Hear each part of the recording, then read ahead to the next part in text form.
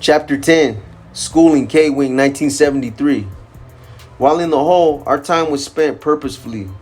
Nini told us that all NF members were required to be schooled and trained in the ways of survival and warfare.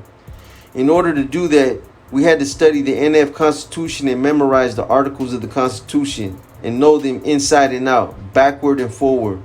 Hand-to-hand combat training was a must, as the most effective ways to manufacture and use weapons. You had to know how to grab an enemy by his shirt and pull him towards you while thrusting a knife 4 inches into his chest and piercing his heart muscle. You had to know where all the major arteries are to be able to cause the maximum damage in the shortest time. There are slashing and stabbing techniques and methods of accomplishing varying degrees of damage. Sometimes you're not trying to kill an opponent. Other times it's him or you. You need to know how to fend off attacks and to be able to battle multiple assailants in a wide range of scenarios. There was a punching bag on the tier for practice. We also learned about making zip guns, knives, and metal bullets. Most of it was about loyalty, discipline, and taking orders without question. The only books you get in the hole are those your family sends in from the streets. Some books were specifically requested. Books on the ways of the Italian Mafia were valued. That way, we were able to see how they organized and operated, and we learned what mistakes they made in order to avoid them ourselves. It was important that we operated as a team and a family and grow the NF to be something to be respected. It was a challenge to do the schooling every day. We only had about 20 minutes for showers and outside the cell time. There was no such thing as idle time in the hole. In 1973, a trial started down in Chino, and myself and another NF member from each prison were called as witnesses.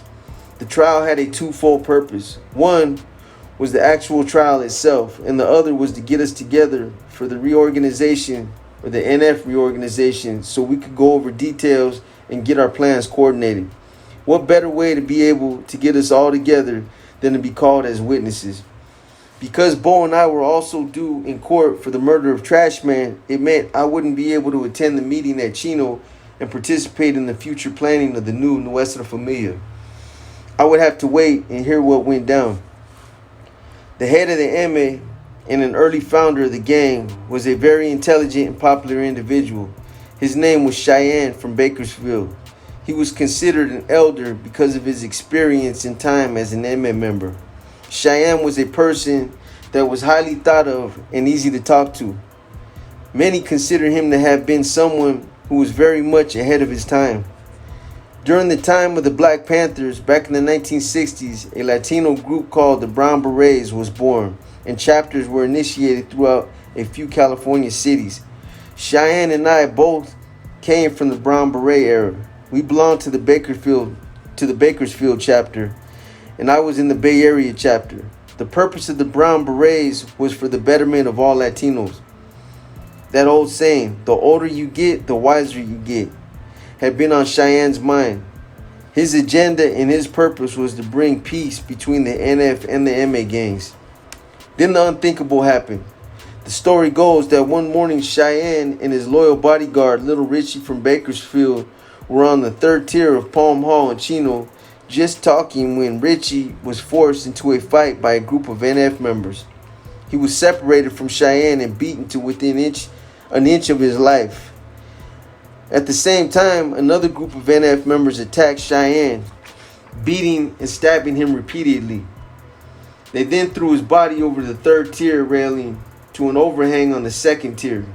The assailants then ran down the stairs and continued to beat, kick, and stab him just to make sure he was dead. Because of the killing of Cheyenne, from that time forward, there would never be peace between the NF and the MA. There is now.